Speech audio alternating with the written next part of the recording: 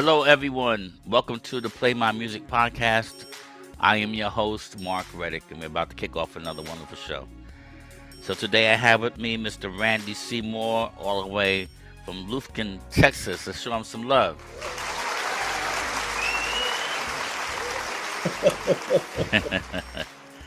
Yeah, it's my little studio audience. Oh, I love it. Let's slow it down a little bit here. So, Randy, tell us about yourself. Well, I started out in the music business, not wanting to be a musician because I paint. I'm an artist. Hmm. So when I found out that playing some guitar and singing some songs and stuff like that would get me attention from girls, I quickly decided that maybe I should be a little more serious about playing music. At least until I got over the fact that they just like me for the guitar playing and the singing. But it kind of got a little more serious as I started maybe writing songs and playing a little bit of my own music. And there was a local disc jockey in Houston, Texas, um, a fairly popular guy by the name of Archie Yancey. This was back in 1975. He was a friend of my dad's. They went to high school together in Memphis. And my dad called him up just out of the blue, and he remembered my dad, and my dad told him what was going on. And he said, "Well, yeah, let's see what I can do to help him." So he got me to where I was actually able to go to like a have my own professional recording sessions and all this kind of stuff. And so Hmm. I really started to kind of learn all this kind of stuff. The more I learned, the more I liked. So I ended up making a couple of records, some singles, and had them played here in Texas. And I was still in high school. Hmm. So once I graduated high school, I just moved off to Nashville. And it was pretty good because Nashville gave me the opportunity to do a lot more stuff than I could have back in Humble, Texas. That's just the nature of the business, as you well know. It's just, Hmm. you have when you're young and you're definitely wanting to do a music thing, you got three choices, major choices. I mean, there's a lot of places that have their own music scenes, but you can Hmm. either go to Los Angeles or you can go to New York or you can go to Nashville.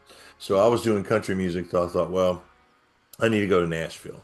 So I worked at a place called Opryland Park. I ended up getting featured on the Grand Ole Opry a couple of times, which is a big old time radio show. Okay. Um, I met and recorded and have been friends with and lost friends Mm. who are long gone and made new friends and made records and traveled the world by myself, traveled the world with other groups and everything. I've really done a lot with playing music that I never really dreamed I was going to get to do. You get into this kind of thing, what we do.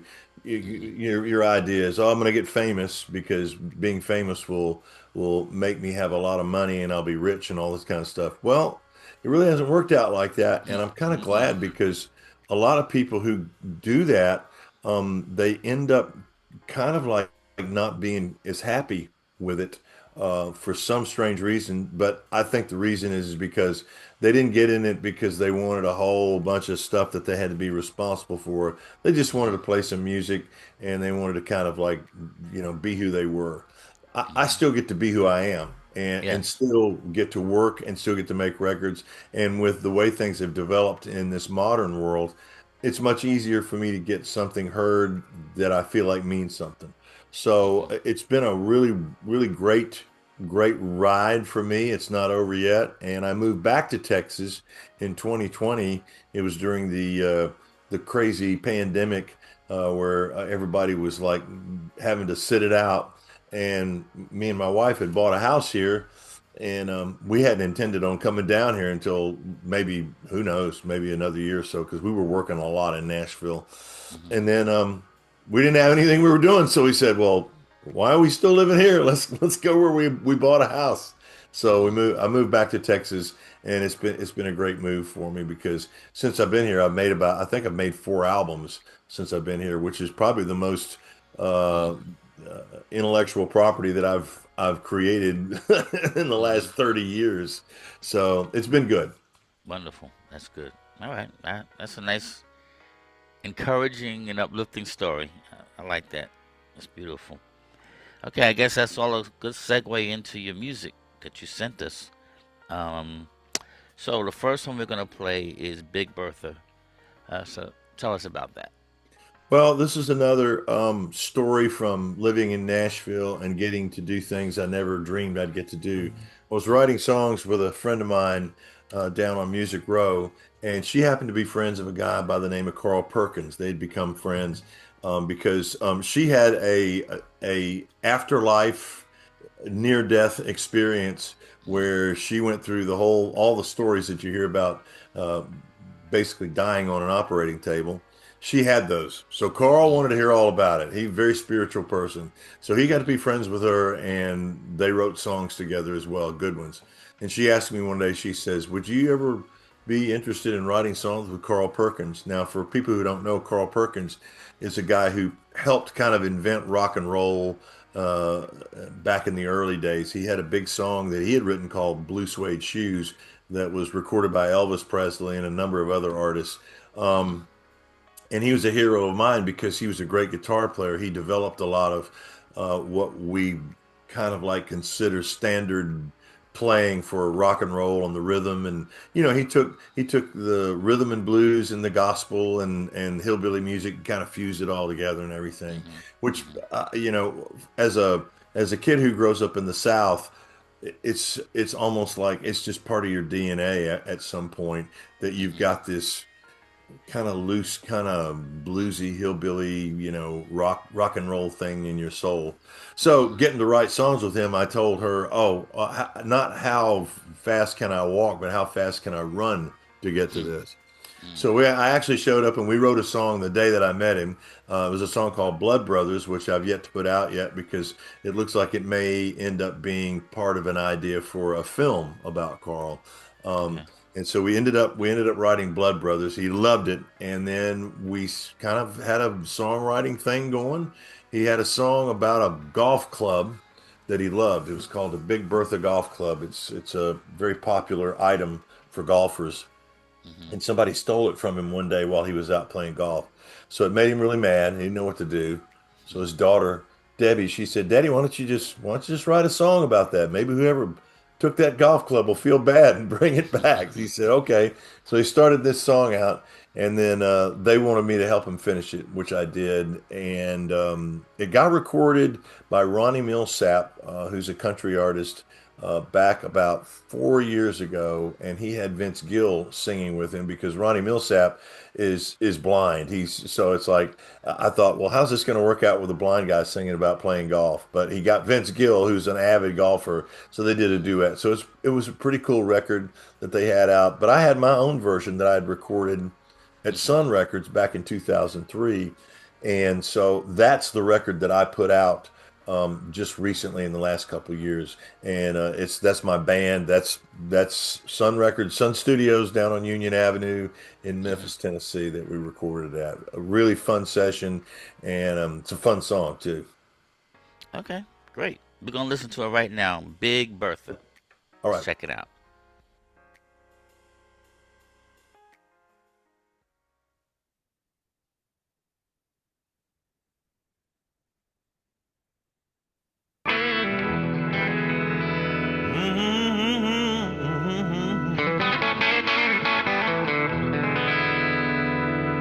Well, I'm sitting here wondering, where's my long, tall baby now? Yeah, I'm sitting here wondering, where's my long, tall baby now? 'Cause somebody came and stole her, left me on the bottom side of down.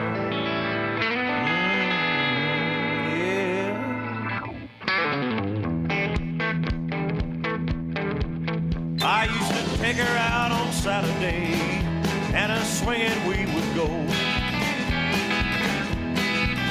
Yeah, I'd take her out on Saturday, and a swinging we would go. Now I would do most anything just to swing that gal once more. She always felt like a dream right here in my hands. Any cat who's played around with her would understand why I'm bluer than a hound dog, barking up a tree, crying, please, please, please, Big Bertha, come on home to me. Well, I hope I never find him, the dude that took my gal away. Yeah, I hope I never find him, the dude that took my gal away. 'Cause if I do, I'm telling you, he'll have the devil to pay. Oh, yes, he will. She always felt like a dream, right here in my hands.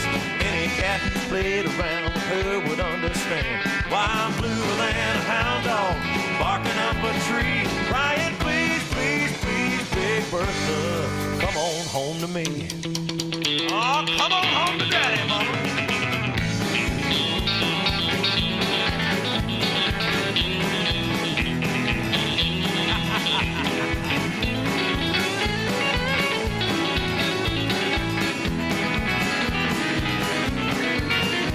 I know she's just a golf club, but she always set me free. Yeah, I know she's just a golf club, but she always set me free. So if you see my Big Bertha, tell that gal to hit a few for me. Woo!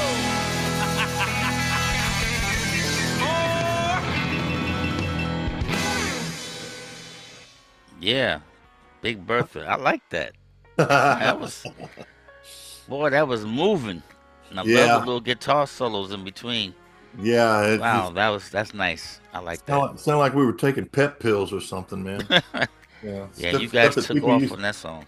Stuff that truck drivers used to take in the 50s. Man, I like that. Thank you, buddy. That's pretty cool. Big Bertha. Good. All right, that was good. Some good writing, good singing, good music, good production, good everything. Wonderful.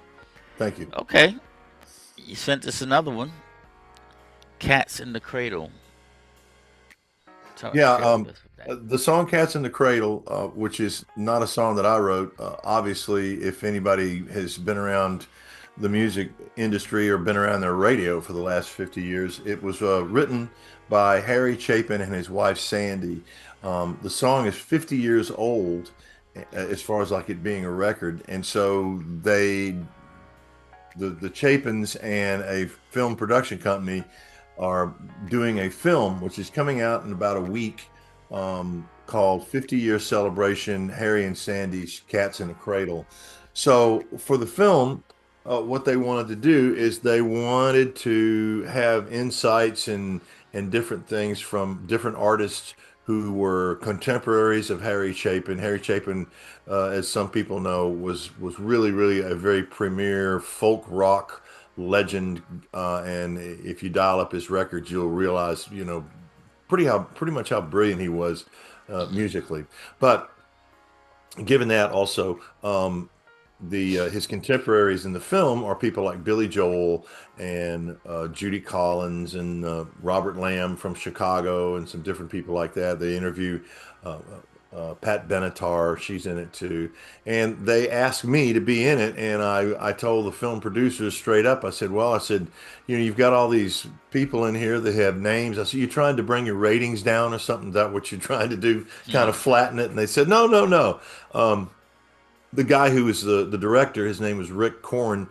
He said, no, I respect you as a songwriter and as a creator, and I want to get your insights on Cats in the Cradle, the song. I said, I actually play this song live in my set a lot of times, and I said, it always comes off great. I have my own little version of it, but everybody seems to know the words to this song. It seems to be one of those standards that is sort of in everybody's wheelhouse, so to speak.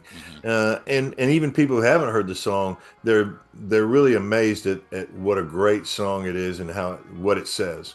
So and that's also talked about in the film as well. So I went ahead and played my version live, and once I played it, they loved it. They said, "Wow, that's really great." So I went to a friend of mine who's an engineer and a fellow producer, and I said, this thing sounds pretty good. I said, I'm going to go ahead and finish out this live track and see if we can make a record out of it, which we did. And then I sent it back to the film producers, and they promptly sent it to Harry's family, who, when I got a call from the film producers, they said, "Oh, by the way, we played this for Harry's brother and his wife and his kids, and they loved it. They said this guy needs to put this thing out." So I thought, okay, well, that kind of gives me a little carte blanche to do something like that. Getting a blessing like that was a good thing. So I put it out on Father's Day, and it's going to appear in this film, which will be coming out November the 4th. And the film will be on Amazon Prime, and it'll be on Apple TV. It's called 50 Year Celebration. Harry and Sandy Chapin's Cats in the Cradle is the name of it. So people can stream it if they have those streaming services. So that's it. And the song literally just kind of fell in my lap as sort of an opportunity to be able to do something that I really loved, because I really loved the song. I love what it says. And then also to kind of be able to put my version on it. And I've had, just speaking of that too, which always comes up, I said, well, weren't you kind of like having some trepidation or a little bit, reservations about remaking such a great song? And my answer on any of those levels for really covering somebody else's song and actually putting it out is, well, my idea was to make it my own without assuming ownership from the original guy, which I think I ended up doing. So I think that's why the family liked it. So Cats in the Cradle. That's the backstory on that little song. Okay, let's listen to it right now. Cats in the Cradle.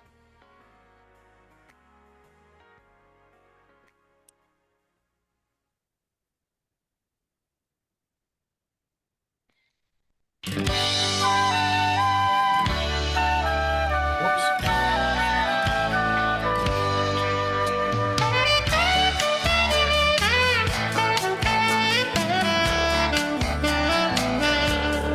All my friends have money, savings and healthy retirement plans. They worked it all out while I built my life on shifting sands. See, I've been a cowboy, Hey, Mark. and I've been a sailor, and Hey, I've Mark. been a screen acting fool. I guess I should have stayed in school. See, I didn't think it was cool. Now it's hard to get up in the mornings after staying out most of the night. My vices and habits are just like a sailor's delight. And I'd have taken better care of myself if I was gonna be around this long. Living my life to a Jimmy Buffett song. Well, it's taken some time, but I got a good woman who truly believes the ground that I walk is holier dirt than St. Peter's grave.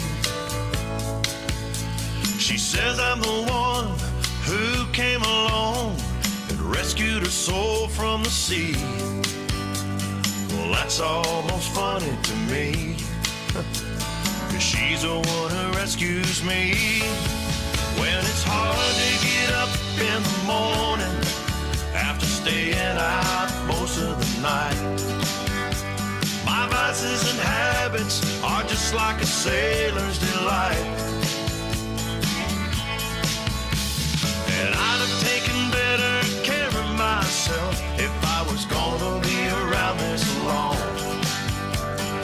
Living my life to a Jimmy Buffett song.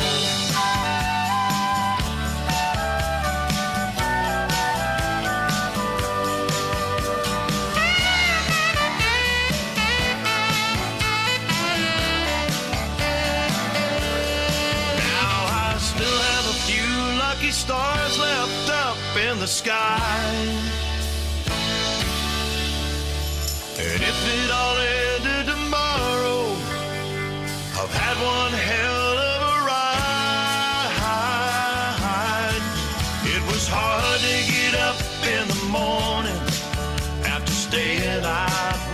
the night. My vices and habits are still like a sailor's delight. And I'd have taken better care of myself if I was gonna be around this long. Living my life to a Jimmy Buffett song. I'm still living my life to a Jimmy Buffett song.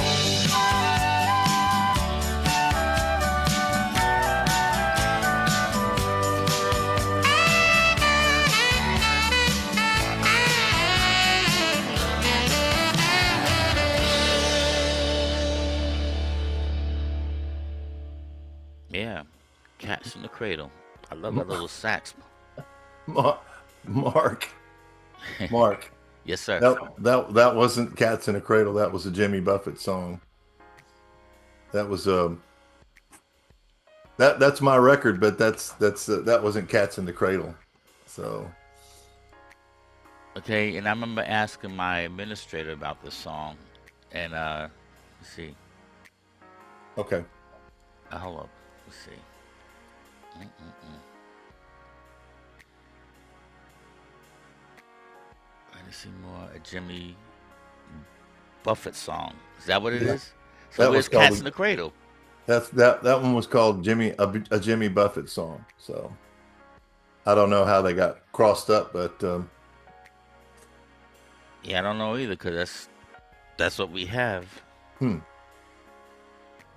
Yeah, it says on the sheet Cats in the Cradle, and then I just went to my music software and I just opened that. And I remember asking her about that, Uh-huh. and I can't remember what she told me right now. Because I noticed then it didn't add up. Yeah. Um, well, I'm sorry about that. I don't know how that happened. It's all right. It's all good. We could talk about that song. It's all Oh good. yeah, since you played it, yeah. Well, tell us about it. Well, quite frankly, a Jimmy Buffett song came along about the time I was starting to write songs and work with a guy named Norbert Putnam, who actually produced Jimmy Buffett's records. He produced Margaritaville and a lot of Jimmy Buffett's big hit records and albums and everything. So when I brought this song into him, he was like, "Wow!" He says, "I think we need to record this and make it sound like a Jimmy Buffett record." And I said, "Okay, let's do it." So he and I worked on the song together. We recorded it down in Muscle Shoals, and then we finished it off at his house down in Muscle Shoals, Alabama. And it's a good thing about this song is it was one of my first fully animated videos that I ever did. So there's a music video out there of a Jimmy Buffett song. It's got all this cartoon animation that I created for it. So I had a lot of fun with that. It took a lot of time to do that, but I had a lot of fun with it. So a Jimmy Buffett song is definitely kind of like, people were thinking when they first saw the title, they thought, oh, well, this is a tribute to Jimmy Buffett. It's like, well, no, actually, if you listen to the lyrics, it's more like a tribute to a Jimmy Buffett fan, because a lot of the Jimmy Buffett fans I've noticed, they pick a particular Jimmy Buffett song or a couple of songs, and man, that's like their theme song for their whole life. Right. Okay. Well, thank you for the history on that. But I guess we still need to hear. Well, from what I'm seeing, I don't think you sent this Cats in the Cradle. Those on the list. Yeah, I'm just contacting her right now and having her send it to you. So Hopefully you can get her, because she's I know she's got a few meetings today. But the good news is that because I told just about all my artists, you're welcome to come back with sure, more man. songs. So it's all good. maybe if we don't get it today, we can include that. All right, we do have one more from you. It's called Jericho. Yep. Tell us about it. This is a song that to tell you the truth, I don't know exactly where this whole thing came from. I think there was a lot of emotional stuff going with especially around 2020, 2021, and it just seems like I guess it feels like it's still going on. It just seems like the world is kind of tearing itself apart, and Mm-hmm. I think it's tearing itself apart without a whole lot of regard for what the results are going to be, or what's going to what happens on the other side of all that. It feels like there's a lot of short-sighted visionaries right now, and so the song is kind of speaking to that. It basically says what you're going to do when the walls of Jericho tumble. I Come mean, tumbling down. it's all good to believe in something and get behind something, but try to make sure that what you're getting behind and what you believe in, that you kind of know that there'll be contingent results, and sometimes you can't predict those. So it's it's almost, I guess it speaks to the unknown of doing something or trying to change something or do something. You want it, you want anything that you do. I mean, if you're a human being in this world, you want whatever you do to have a positive effect, Mm-hmm. no matter how big of a change or small of a change it is. Um, and I guess I've always tried to do two things. One, try to just take care of my own little corner of the world, and two, if I do leave something behind, try to leave something behind that was better than when I found it, I suppose. Mm-hmm. And that's, generally, uh, I I don't know that I'm not sure. And this is what's funny about all this, Mark. My perception of a lot of this is it seems to be popular, but it seems to be like there's the popular thing. The only reason something's popular a lot of times is because it has this attraction for people to kind of take a look at it and see what's going on. Mm-hmm. But I don't, essentially, I mean, I've been all over the world. I've been in a lot of different countries. People in general are good. They're not, they're not a lot. They're not what the news would tell us that they are a lot of Right. times. And so I guess that was frustrating for me. So I think it all just kind of came out in this little song. Mm-hmm. It's just it's not a, I don't know. It's not a conviction or an allegation or anything. I guess when I think about songwriters and I think about their purposes and the things that they do things.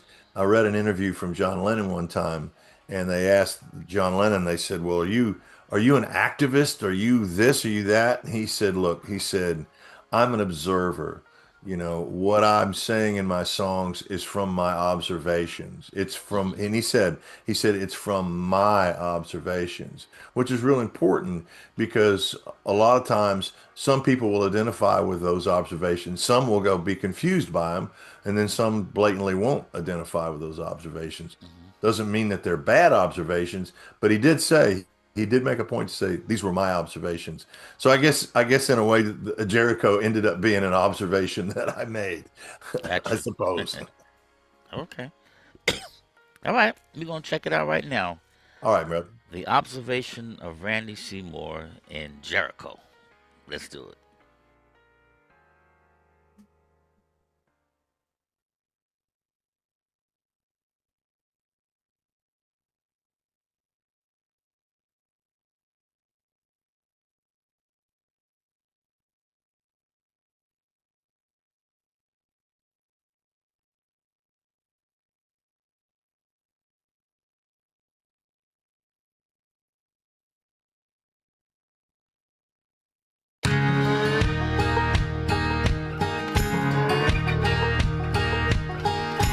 What you gonna do when the walls of Jericho crumble?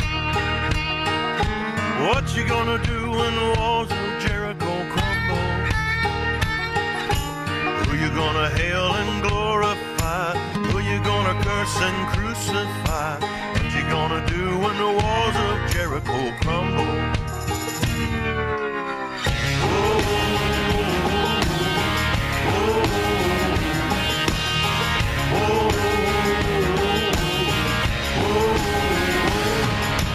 Where you gonna be on the bloody morning after? gonna be on the bloody morning after? Will you be standing on the winning side, or laying in the bones of the ones who died? Where you gonna be on the bloody morning after? Are you gonna roll? Are you gonna run? Are you gonna hide in the dark of the moon? Are you gonna burn in the black cold sun? What you gonna do when the walls of Jericho crumble? Whoa, whoa, whoa,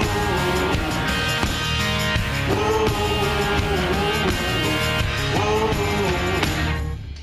Who you gonna blame when the truth is finally spoken? Who you gonna blame when the truth is finally spoken? Are you gonna point a righteous finger, looking at your face, staring at the mirror? Who you gonna blame when the truth is finally spoken? What you gonna say when they ask what you believe in? What you gonna say when they ask what you believe?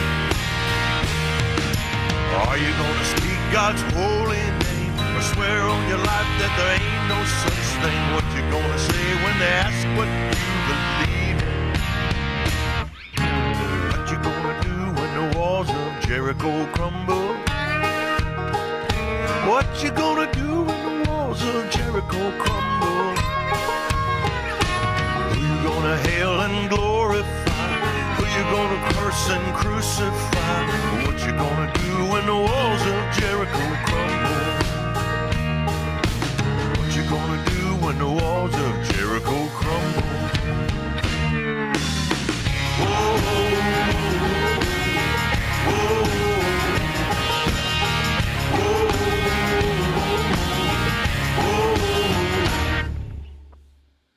Okay. That was pretty funky. I like that. Thanks. My these records that I make, like that one right there, I wasn't even sure I was going to put that out or put it on an album, and I played it for my wife, and she says, "Oh, you definitely got to put that out." She just loved the Yeah, way it I sounded. agree. She loved the way it sounded. I said, "Okay, you know." So a lot of stuff doesn't make it out of my house unless she likes it. But she's pretty good, as you can tell. You know, she's got a pretty good ear. She kind of knows what's going on. So it's pretty cool. It's a beautiful song. I like it. I like everything about it. Thanks, man. Well, I'm sorry we had to mix up with the cats in the cradle. Oh, it's all I right. don't think but like I said, you can always come back. She's in a meeting. I was trying to see if I can get a hold of her, but she does a lot. So I wouldn't. You know what?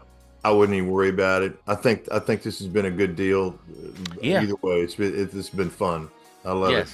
So Yeah, you have a rich history, music history. So I've gotten to do a lot of stuff yeah, that, like I said, I never really dreamed I'd get to do. You know, I've done shows with Bruce Springsteen and John Bon Jovi, and people like Amy Grant and Vince Gill, Leanne Rimes. I've been to Shanghai. I've been to Beijing. I've been to Monte Carlo, Europe. I've played in the Middle East, in Saudi Arabia, and of course, I've played a lot here in the U.S. So it's as I said earlier, it's been a great ride, but it's not over yet. I don't even know what's coming next, man. Man, that's beautiful, man. You keep doing what you're doing. All right. Yeah, you're very talented, brother, and you have a lot to offer and a lot to share. So we encourage you to keep going. Wonderful. But before you leave us, please share with us where everyone can find this beautiful music. What digital platforms are they available on? The way people can see and hear and what Randy C. Moore is doing is they can go to my website, which is Randy, R-A-N-D-Y, initial C-M-O-O-R-E. There's no periods in there, randycmoore.com. Or they can go to Facebook. I've got a couple of those. One is Randy C. Moore Music. That way they'll see a lot more about what goes on with the music directly and indirectly, most of my podcasts and my magazine articles and things, they first end up there, and then they get shared to a thing called Friends of Randy C. Moore. So those are both Facebook pages. I have Instagram, RCM Music 00, and I've got a Twitter, but it's X or what the heck it is. But I don't really keep up with that. So, Me neither. I pretty much have me and my administrator kind of stay on top of the Facebook thing because that seems to be still, for me at least anyway, that seems to be the most popular social Hmm. media platform. And then, of course, I stay on top of the website, which carries my schedule, links to how to get download any of my music, and music videos and live performances and all that kind of stuff is on there. So, Gotcha. randycmoore.com. RandyCMoore.com. All right. Well, folks, you heard it. Please support Randy. Go to his website. Um, please don't stream his music. Please download it. Please Download it. purchase it. We Yeah. don't win as artists when you guys stream. We're putting Nah, too much work into this stuff for you guys to stream it. So please, as you see, he's very talented. Music sounds great. Go to his website and support his music. And Randy, when you're ready, come back with some more music. I We'll will. be I glad to will. sit down right here and chop it up and listen, play some more of your music. We'll be glad to have you.